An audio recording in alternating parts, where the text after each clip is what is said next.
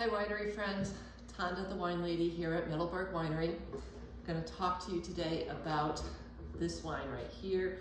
Most people come in and they point to the name and say, I don't know how to say that. How do you say that wine? It's Marechal Foch, okay? Marechal Foch.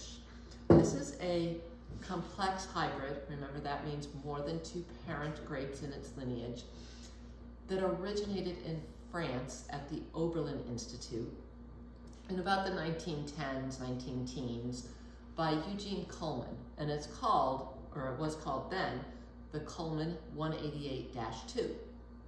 Very interesting name for a grape, right? But then in the later 20th century, France rejected hybrids as grapes that could be wine-worthy. So Marechal Foch could not be used in wines produced in France. So then it came to the United States in about 1946, which it originated with a Native American grape and a Gold Riesling cross, so it seems appropriate for it to come back to the United States. It was renamed in the United States after a Supreme Allied commander from World War I. His name was Marechal Foch, and they named it after him because of this blood red color. It's deep blood red in color.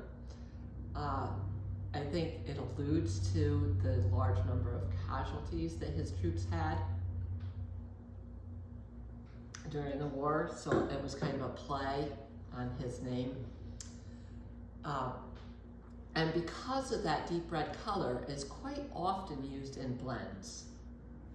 So you might not see it as a standalone. However, because it does ripen early and it's cold hardy, it's fungus resistant, it can be used in a variety of wines.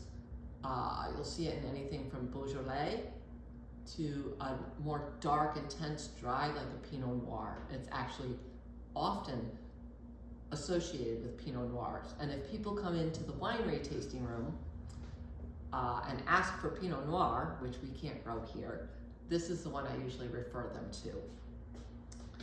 Speaking of which, you'll notice that I'm standing in the tasting room. I thought it was about time for you to see the tasting room here at Middleburg Winery. So, hope you like it, and maybe someday you'll come visit it. Let's talk about our Marechal Foch. So, this is our 2020 version. We have a 2019 version that's out there.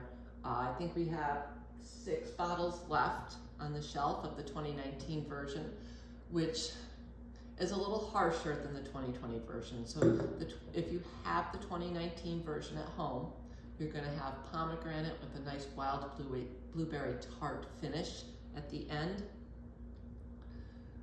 The 2020 version has smoothed out nicely. I think a little bit higher on the acidic scale, so it's actually, it's a higher number, so it's actually more basic, if that makes sense. I know that pH scale always messes around with my head, but anyway, this one on the nose, you kind of get a mocha or a coffee kind of aroma.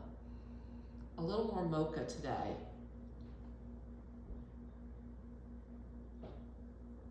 And then black currant, but there's a smoothness in there, something light underneath that. I kind of pull out like prune, just that little hint of prune right at the finish. So, and very smooth. There's no tart bite at the end. There's no hybrid-like characteristics on the nose or on the tongue. This is a grape that the older the vines seem to get, the more niche-like you can make the wines.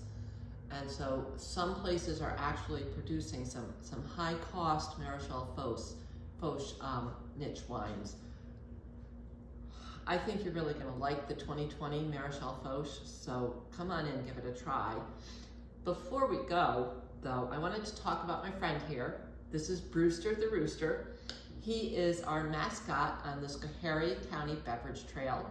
So if you're coming down to Schoharie County, or up to Schoharie County, or over to Schoharie County, know that there's more than just Middleburg Winery here. We've got distilleries, we've got craft breweries here. So come on out. Oh, and a cidery on the trail. Didn't want to forget that. They're new to the trail this year. So come on out, get a trail card, get stamps at each place, and get a nice little trail glass when you finish, and get to see some of the beautiful hills and valleys of Schoharie County. Hope to see you coming soon. Cheers to the weekend.